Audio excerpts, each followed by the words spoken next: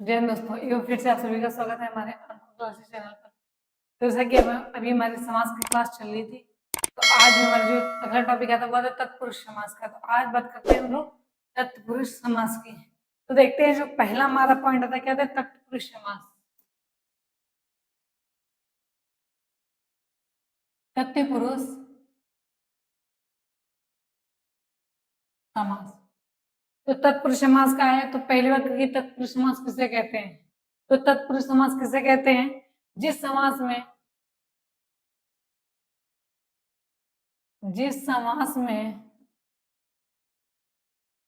उत्तर व जिस समास में उत्तर व अंतिम पद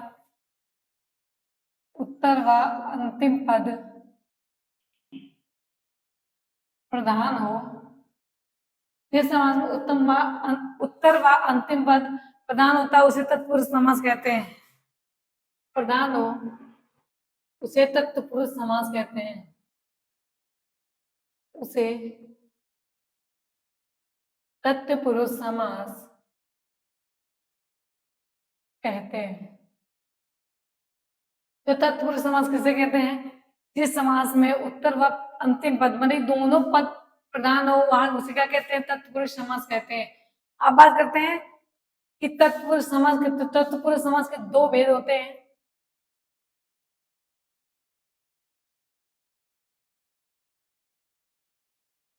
तत्पुरुष समास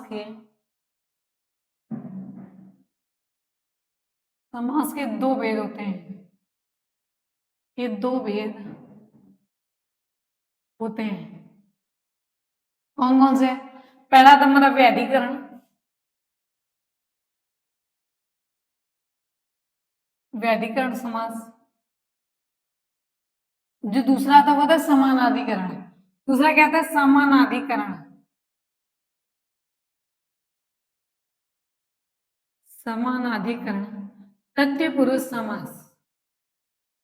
क्या? समानाधिकरण तत्पुरुष समास।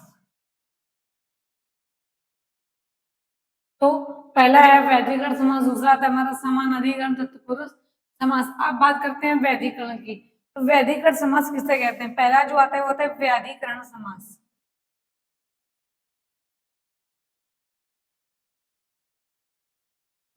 क्या था हमारा? वैधिकरण समास। तो वैधिकरण समास किसे कहते हैं? तत्पुरुष समास का वह भेद क्या आएगा? तत्पुरुष समास का वह भेद समास का वह भेद तत्पुरुष समास का वह भेद जिसमें दोनों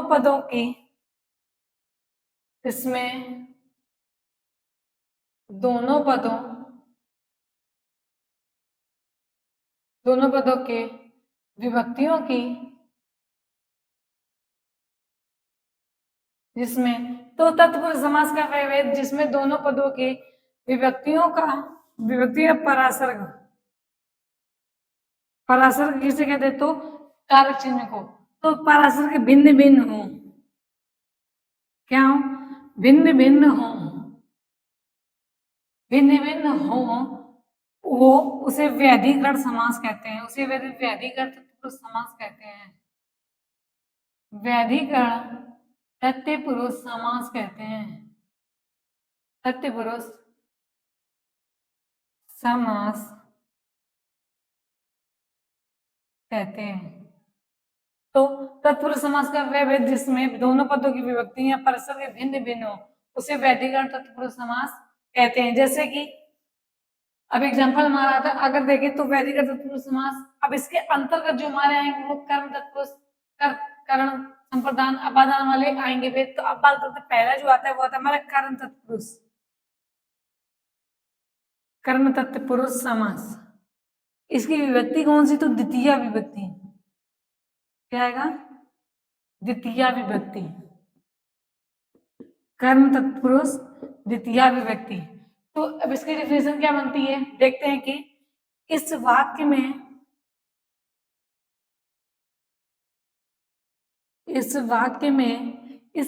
समस्त पद के बीच इस वाक्य में समस्त पद के बीच कारक कर्म कारक के विभक्ति चिन्ह को का बीच कर्म कारक के विभक्ति चिन्ह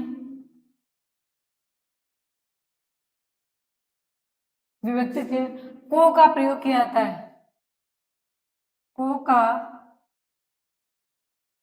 प्रयोग किया जाता है।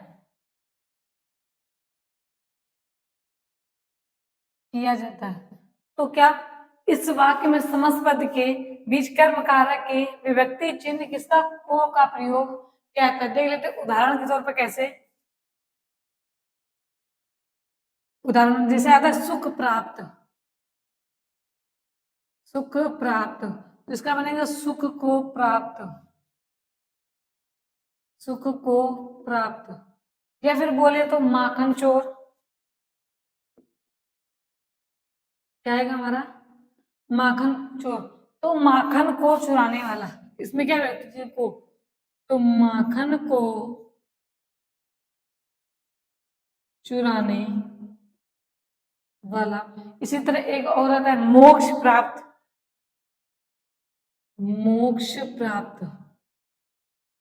तो क्या आएगा मोक्ष को प्राप्त।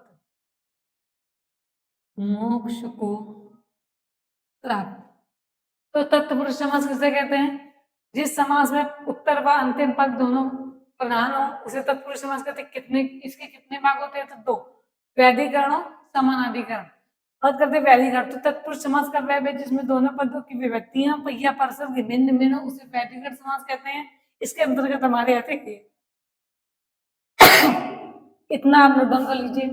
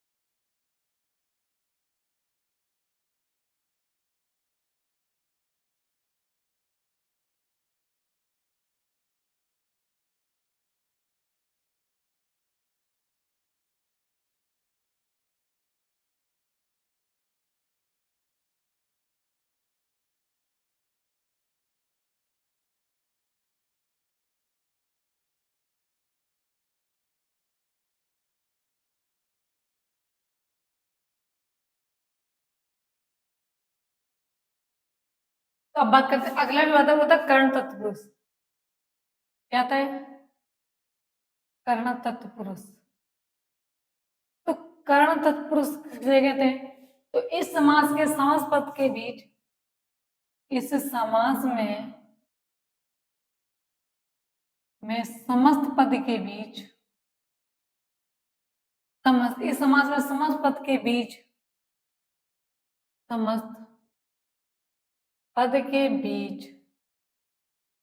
इस समास में समस्त पद के बीच कर्ता कर्ण कारक के विभक्ति चिन्ह क्या कर्ण कारक के ये कर्ण कारक के विभक्ति चिन्ह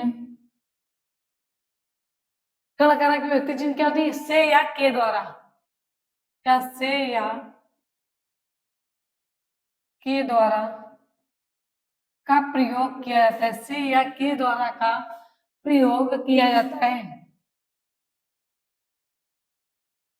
प्रयोग किया जाता है तो इस समास में समस्त पद के बीच कर्ण कारक के विभक्ति चिन्ह से या के का प्रयोग किया जाता है। कैसे उदाहरण में देखते हैं जैसे हमारा आता है पहला करुणापूर्ण पहला एग्जांपल क्या आता है करुणा पूर्ण तो इससे क्या करुणा से पूर्ण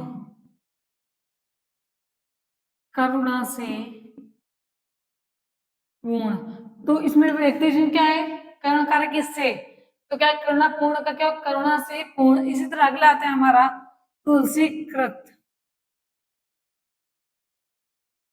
तुलसी कृत, तो क्या तुलसी द्वारा कृत, तुलसी द्वारा कृत, तो से या फिर के द्वारा का प्रयोग क्या आता है। एक एग्जांपल और आता है जैसे रोगग्रस्त, क्या है रोग ग्रस्त, तो क्या है रोग से ग्रस्त, रोग से ग्रस्त। ऐसे एक आता है मदांध, मदांध, तो क्या है मद से अंध, मद से अंध, या फिर अकाल, जिसे कहता है अकाल पीड़ित, तो अकाल से पीड़ित। एवं करुणा से पूर्ण, तुलसी का तुलसी द्वारा कृत, या फिर रोगग्रस्त, रोग से ग्रस्त, मदांध का मद से अंध। तो इसमें क्या है, कारक चिन्ह कर्ण कारक व्यक्ति चिन्ह से या के द्वारा का प्रयोग किया गया। अब बात करते हैं जो अगली व्यक्ति है वो थी संप्रदान तत्पुरुष। क्या है ये? संप्रदान तत्पुरुष। विभक्ति चिन्ह, सॉरी विभक्ति कौन सी, चतुर्थी विभक्ति, वो कौन सी थी, तृतीया, तो कौन सी, चतुर्थी विभक्ति।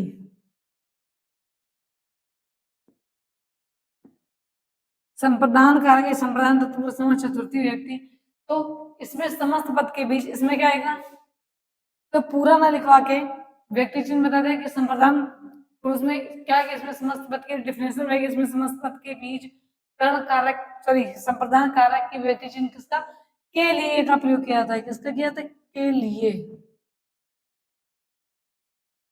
यहाँ पे किसका प्रयोग है, के लिए। तो इसका उदाहरण क्या होता है, उदाहरण देख लेते हैं इसके। उदाहरण जैसे आता है शिवपर्ण,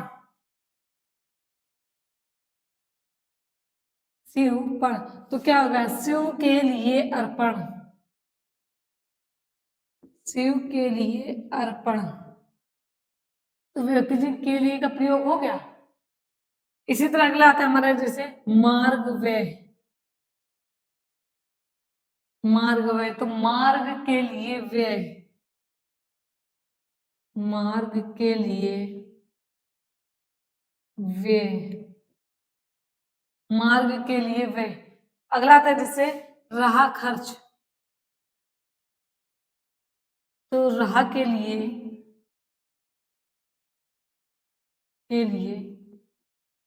खर्च, रहा के लिए खर्च। तो संप्रदान तत्पुरुष में कौन से व्यक्ति, व्यक्ति जिन्हें के लिए का प्रयोग किया जाता है, जैसे शिव अर्पण, शिव के लिए अर्पण, मार्ग व्यय, मार्ग के लिए व्यय, या फिर रहा खर्च, तो रहा के लिए खर्च। इतना आप नोट डाउन कर लीजिए।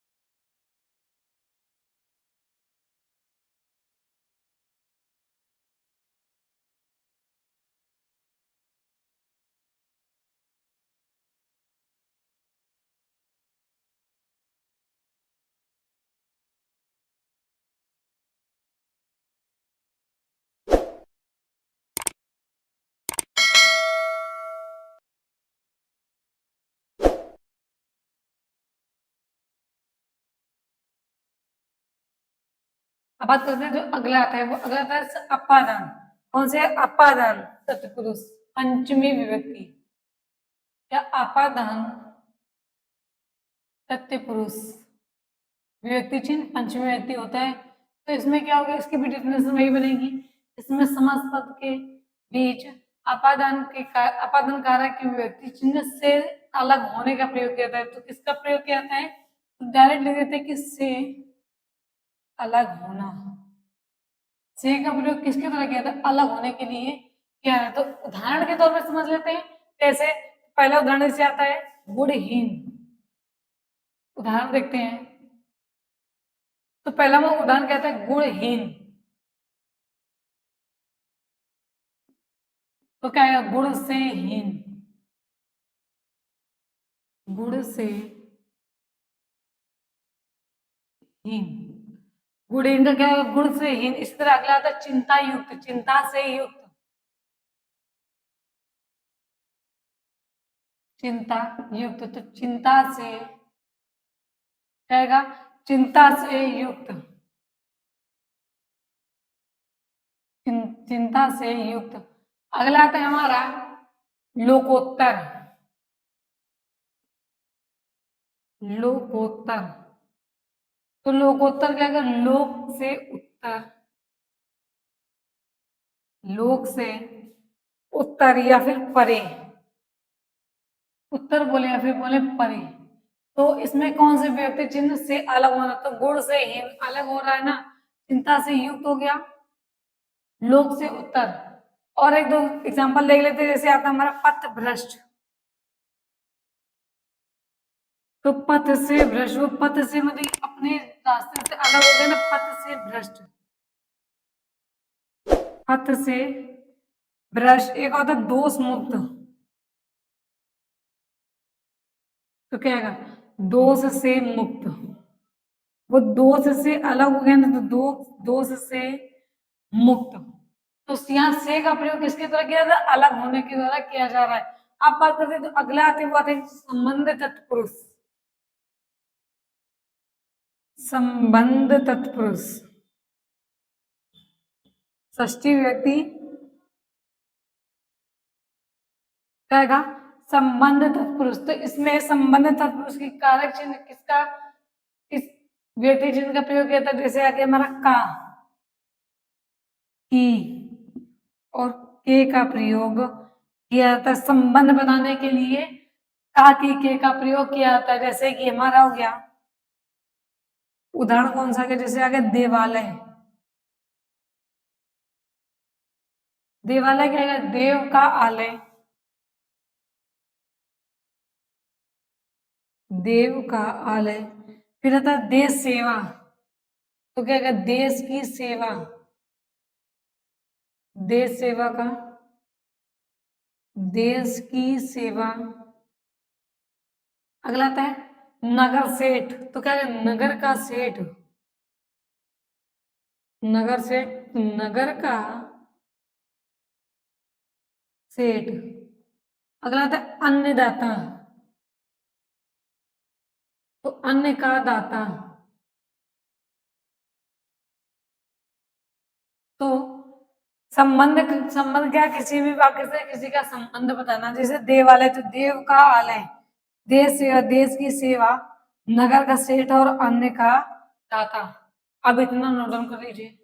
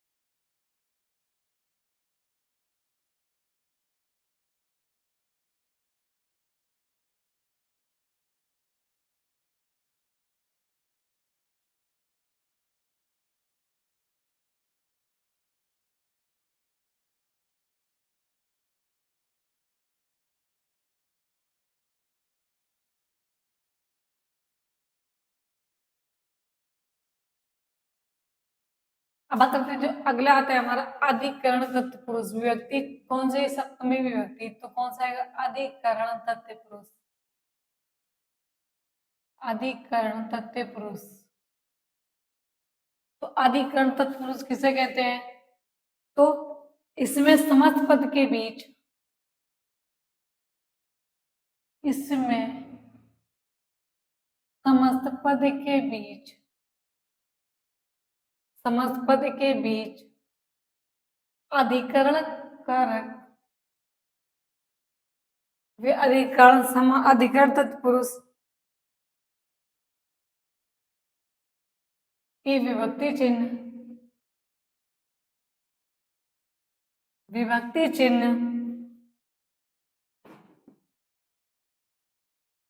में पर का प्रयोग किया जाता है, में पर का प्रयोग किया जाता है।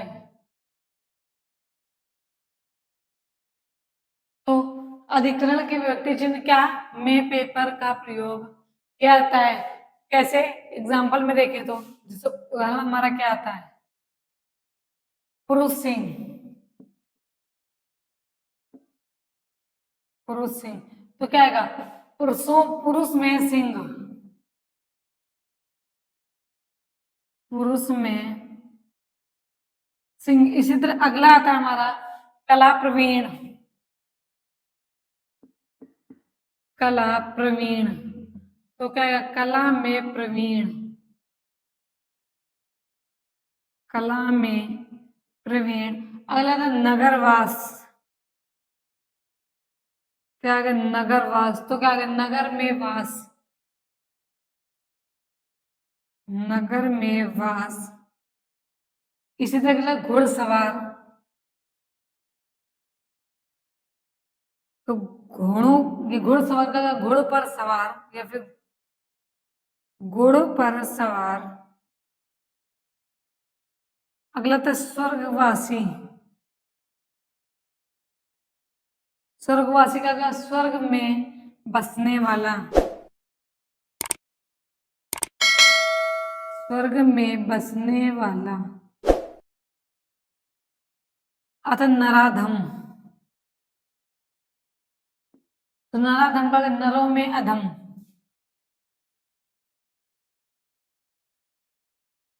नरों में अधम। तो क्या आएगा, अधिकरण तत्पुरुष, इसमें समस्त पद के बीच अधिकरण तत्पुरुष समास की विभक्ति चिन्ह किसका, में पर का प्रयोग किया जाता है। एग्जाम्पल में देख रहे जैसे आता पुरुष सिंह, तो पुरुषों में सिंह, कला प्रवीण, कला में प्रवीण, नगरवास, नगर में वास, घुड़सवार तो घोड़ों पर सवार, स्वर्गवासी स्वर्ग में बसने वाला, नगर नराधम का नरों में अधम। अब इतना नोट डाउन कर लीजिए। फिर हमारे जो आते हैं दो अलग तत्पुरुष समास और आता है कि नैया समास करके, उनके बारे में बताते, तो इतना नोट डाउन कर लीजिए। जो ये हमारे 6 वेद थे वैदिकरण के अंतर्गत जो आ रहे थे, इनको नोट डाउन कर लीजिए।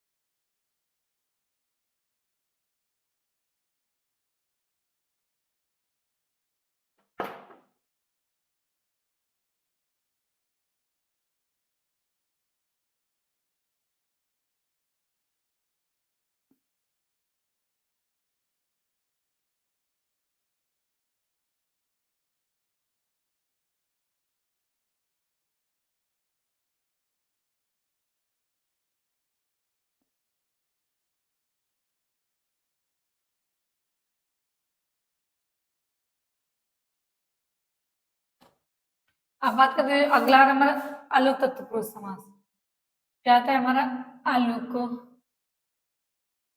तत्पुरुष समास।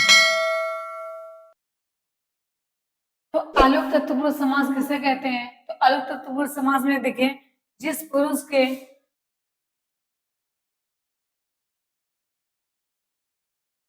जिस जिस पुरुष के पहले पद जिस पुरुष के पहले पद को विभक्ति का लोप ना होकर जिस पुरुष के पहले पद को विभक्ति का लोप ना होकर विभक्ति का लोप तो जिस पुरुष के पहले पद को विभक्ति का लोप ना होकर उसी में शामिल हो जाए, लोप ना होकर उसी में शामिल हो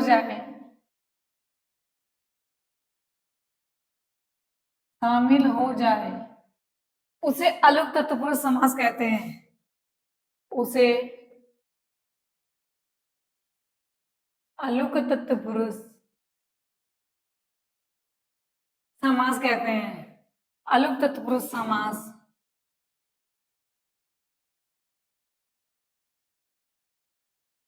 कहते हैं। तो क्या, जिस पुरुष के पहले पद को विभक्ति का लोप ना हो और वो उसी में शामिल हो जाए तो उसे क्या कहते हैं? आलोक तत्पुरुष समास। जैसे कि पहला एग्जांपल हमारा क्या आता है? मनसिज मतलब कि मन में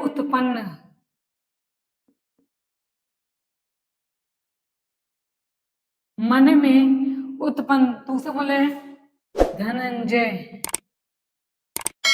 तो इसका क्या होगा? धन को जय करने वाला, धन को जय करने वाला।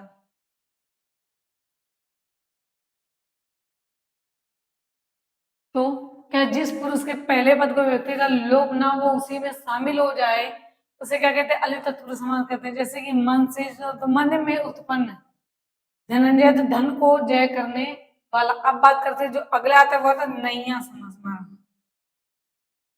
वैधिकरण का लास्ट आखिरी वेद हमारा क्या था? नैया समास।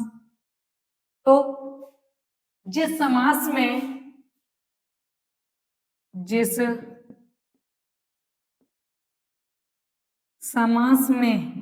ना के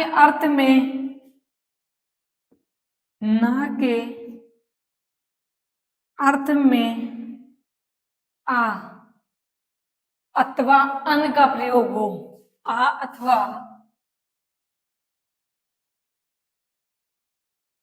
अन का प्रयोग हो उसे नैया समास कहते हैं।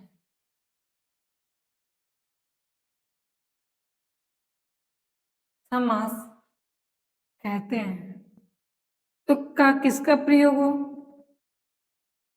जिस समास में ना के अर्थ में क्या होना चाहिए? ना के अर्थ में आ या अन आए, तो हमारा क्या होगा? नहीं समझ। तो जैसे कि हमारा था, उदाहरण देख लेते हैं। अविज्ञान, तो अविज्ञान के विज्ञान के बिना क्या है हमारा? विज्ञान के बिना। इसी तरह अगला था असंभव, क्या है? असंभव। असंभव का क्या? जो संभव ना हो, जो संभव ना हो। या फिर अकारण, तो कारण के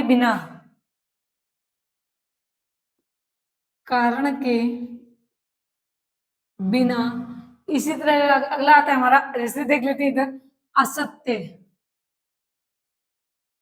क्या है? असत्य, सत्य से रहित,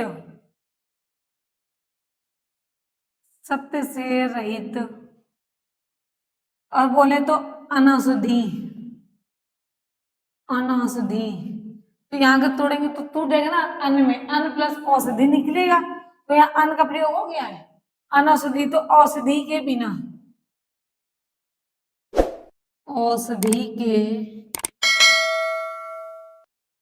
अगला आता है अनिच्छा, इच्छा रहित, तो पहला जो था हमारा वो अलग तत्पुरुष, क्या था? अलग तत्पुरुष। तो जिस पुरुष के पहले पद में, जिस पुरुष के पहले पद को व्यक्ति का लोभ ना होकर वो उसी में शामिल हो जाता है, उसे क्या कहते हैं? अलग तत्पुरुष समास कहते हैं। जैसे मन से, मन में उत्पन्न या धन, धन को जय करने वाला। बात करें नैया समास को, जिस समास में ना के अर्थ में क्या, ना के अर्थ में आ या अन का प्रयोग, आ या अन का प्रयोग हो, उसे नैया समास कहते हैं। जैसे अविज्ञान, विज्ञान के बिना, या फिर आगाज क्या निकल रहा? ना ही तो निकल रहा, विज्ञान के बिना से असंभव, क्यों संभव ना हो, अकारण कारण के बिना, या फिर देखें तो अनौषधि, अगर इसको तोड़ेंगे तो अन प्लस औषधि में टूटेगा, तो अन निकल रहा है ना हमारा, तो औषधि के बिना। तो ये हो गया हमारे तत्पुरुष समास के अंतर्गत जो दो भेद बताते, व्याधिकरण और समान है, तो ये व्याधिकरण के भेद हो गए। तो आज के लिए इतना ही रहेंगे दोस्तों। नेक्स्ट वीडियो में बात करेंगे समाधिकरण, जिसके अंतर्गत दो आएंगे कर, नजारे, दिगु। बाकी के दो बचे हुए हमारे बहुव्रीहि, उसी में करवा देंगे।